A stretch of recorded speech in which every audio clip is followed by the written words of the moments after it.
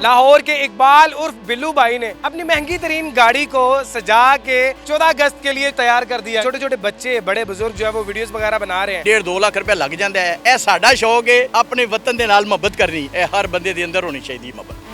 अस्सलाम वालेकुम जी वालेकुम सलाम भाई जी। अरसा 10 साल से आप गाड़ियां सजाते आ रहे हैं, तो इसी गाड़ी को सजाते आ रहे हैं? ਬਿਲਕੁਲ ਇਹੀ ਗੱਡੀ ਇਹ 2013 ਤੋਂ ਗੱਡੀ ਤਿਆਰ ਹੋ ਰਹੀ ਹੈ। 2013 ਤੋਂ ਅੱਜ 2024 ਹੋ ਗਿਆ ਹੈ। ਪਤਾ 11 ਸਾਲ ਹੋ ਗਏ ਨੇ ਇਸੇ ਗੱਡੀ ਨੂੰ ਤਿਆਰ ਕਰੀਦਾ ਹੈ। ਅਗਰ ਇਹ 14 ਅਗਸਤ ਆਂਦੀ ਤੇ 14 ਅਗਸਤ ਸੇ ਤਿਆਰ ਕਰੀਦਾ ਹੈ। ਜੇ 12 ਰਬੀਏ ਵਾਲ ਆਂਦੀ ਤੇ 12 ਰਬੀਏ ਵਾਲਾ ਸੇ ਤਿਆਰ ਕਰੀਦਾ ਹੈ। अच्छा, ਇਹਦੇ ਤੇ ਖਾਨੇ ਕਾਬੇ ਦੀਆਂ ਤਸਵੀਰਾਂ ਲੱਗਦੀਆਂ ਨੇ ਜ਼ਿਆਰਤ ਦੀਆਂ ਤੇ ਅਲਹਮਦੁਲਿਲਾ ਅੱਲਾ ਨੇ ਜਿੰਨੀ ਕੋ ਤੌਫੀਕ ਦਿੱਤੀ ਉਸ ਦੇ ਮੁਤਾਬਕ ਅਸੀਂ ਇਹ ਕੰਮ ਕਰ ਰਹੇ ਹਾਂ।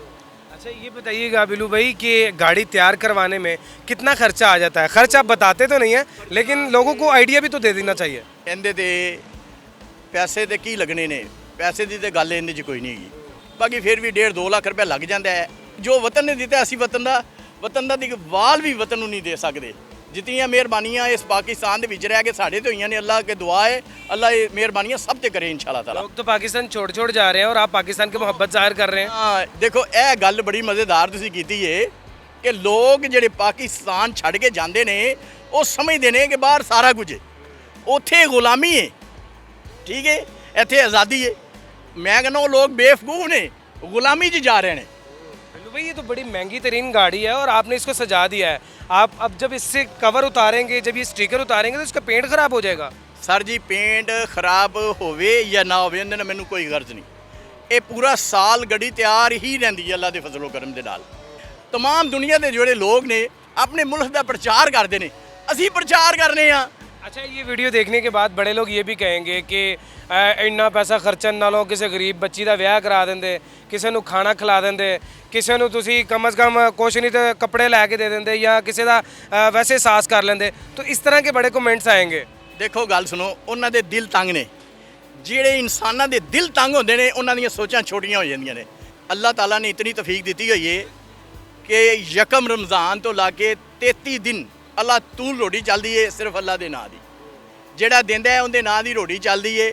ਰੱਬੀ ਅਵਲ 'ਚ ਰੋਟੀ ਚੱਲਦੀ ਏ, ਮਰਮਾਂ 'ਚ ਰੋਟੀ ਚੱਲਦੀ ਏ। ਜਿਹੜਾ ਸਾਡਾ ਕੰਮ ਜਿਹੜਾ ਸਾਨੂੰ ਅੱਲਾਹ ਨੇ ਲਾਇਆ ਉਹ ਅਸੀਂ ਕਰਨੇ ਪਏ ਆ।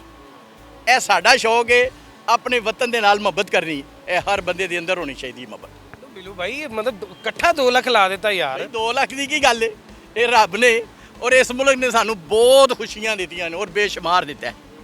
ਤੇ ਫਿਰ 2 ਲੱਖ ਦੀ ਕਿਹੜੀ ਗੱਲ ਰਹਿ ਗਈ? बिल्लू भाई लोग ये भी पूछेंगे कि आपका बिजनेस क्या है? ਮੈਂ ਕਹਾਂਗਾ ਮੈਂ ਵਿਹਲਾ ਵਾਂ, ਦਰੂਦ ਪਾਕ ਪੜ੍ਹਨਾ ਤੁਸੀਂ ਵੀ ਪੜ੍ਹਿਆ ਕਰੋ। ਦੇਨ ਅੱਲਾ ਦੀ ਏ, ਅਤਾ ਅੱਲਾ ਦੀ ਏ, ਇਨਸਾਨ ਦੀ ਤਾਂ ਗੱਲ ਹੀ ਕੋਈ ਨਹੀਂ। अच्छा गाड़ी कितने दिनों में तैयार हुई है? ਇਹ ਗੱਡੀ ਦੇ ਨਾ ਤਕਰੀਬਨ ਮਹੀਨਾ ਲੱਗ ਜਾਂਦਾ ਇਹਦੇ ਤੇ ਤਿਆਰੀ ਕਰਨ ਦੇ, ਤੇ ਮਹੀਨੇ ਬਾਅਦ ਜਾ ਕੇ ਤਿਆਰ ਹੁੰਦੀ ਤੇ ਫਿਰ ਅਸੀਂ ਆ ਜਾਂਦੇ ਆ ਆਪਣੇ ਮੁਲਕ ਦੇ ਮੁਹੱਬਤ 'ਚ ਬਾਹਰ ਨਿਕਲਦੇ ਆ, ਸਾਰੇ ਵਤਨ ਨੂੰ ਦਿਖਾਉਂਦੇ ਆ। ਔਰ ਜਿੰਨੇ ਸਾਡੇ ਭਾਈ ਨੇ ਮੁਸਲਮਾਨ ਭਾਈ ਨੇ ਇਹਨੂੰ ਵੇਖ ਕੇ ਖੁਸ਼ ਹੁੰਦੇ ਨੇ ਕਿ ਕੋਈ ਤੇ ਹੈਗਾ ਸਾਡੇ ਵਗੈਰਾ। अच्छा बिल्लू भाई ये बताइएगा कि कितने दिन बाद जो है वो गाड़ी की ये स्टिकरिंग जो है वो उतार देंगे? ਸਰ ਅੱਲਾ ਦੇ ਹੁਕਮ ਦੇ ਨਾਲ ਇਨਸ਼ਾਅੱਲਾ ਤਾਲਾ ਆਉਣ ਵਾਲੀ 14 ਅਗਸਤ ਤੱਕ ਹੀ ਇਹੀ ਲੱਗੀ ਰਹੇਗੀ। ਹੋਰ ਦੱਸੋ ਪੂਰਾ ਸਾਲ इस गाड़ी को कहाँ कहाँ लेकर जाते हैं सजा के? ਦੇਖੋ ਜਿੱਥੇ ਜਿੱਥੇ ਅੱਲਾਹ ਤਾਲਾ ਨੇ ਹੁਕਮ ਦਿੱਤਾ ਉੱਥੇ ਸਾਨੂੰ ਜਾਣਾ ਹੀ ਪਏਗਾ।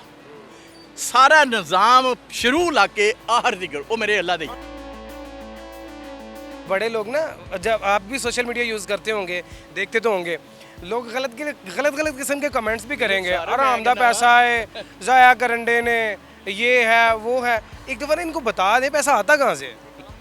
ਦੇਖੋ ਜਿੰਨੇ ਵੀ ਜਿਹੜੇ ਹਜ਼ਰਾਤ ਮੇਰੇ ਭਰਾ ਮੁਸਲਮਾਨ ਭਰਾ ਅਗਰ ਇਹ ਗੱਲ ਸੋਚਦੇ ਨੇ, ਮੈਂ ਕਹਿੰਦਾ ਨਹਾਇਤ ਬੇਵਕੂਫ ਨੇ, ਨਹਾਇਤ ਬੇਵਕੂਫ ਨੇ। ਇਹ ਡਿਊਟੀ ਸਾਰੀ ਮੇਰੇ ਅੱਲਾ ਦੀ ਲਾਈ ਹੋਈ ਹੈ ਹਰ ਬੰਦੇ ਦੇ ਉੱਤੇ। ਹਰ ਬੰਦੇ ਦੇ ਉੱਤੇ ਡਿਊਟੀ ਲਾਈ ਹੈ। ਕੋਈ ਡਾਕਟਰ ਹੈ, ਮੈਂ ਡਾਕਟਰ ਨਹੀਂ। ਕੋਈ ਦਰਜੀ ਹੈ ਤੇ ਮੈਂ ਦਰਜੀ ਨਹੀਂ। ਅੱਲਾ ਨੇ ਜਿੰਦੀ ਜਿੱਥੇ ਜਿੱਥੇ ਡਿਊਟੀ ਲਾਈ ਹੈ ਉਹਨੂੰ ਆਪਣਾ ਟਾਈਮ ਉੱਥੇ ਹੀ ਗੁਜ਼ਾਰਨਾ ਪਏਗਾ। बिल्लू भाई जो है वो अपना बिजनेस जो है वो शो नहीं करना चाह रहे और ना ये बताएंगे। खैर भाई अल्लाह पाक हमें भी वो जज्बा दे, अल्लाह पाक आप लोगों को भी वो जज्बा दे जिसमें ईमान हो और अपने वतन के साथ मोहब्बत हो। और अल्लाह पाक अपने वतन के साथ मोहब्बत करने की हम सबको तौफीक अता फरमाए और तमाम लोगों की खिदमत करने की तौफीक अता फरमाए। अल्लाह पाक वो दिल हम लोगों को भी दे जो बिल्लू भाई के सीने में धड़कता है और अपने वतन के लिए धड़कता है। अपने मेज़बान जैन बाबू को दीजिए इजाज़त। देखते रहिए उर्दू पॉइंट। अल्लाह निगहबान।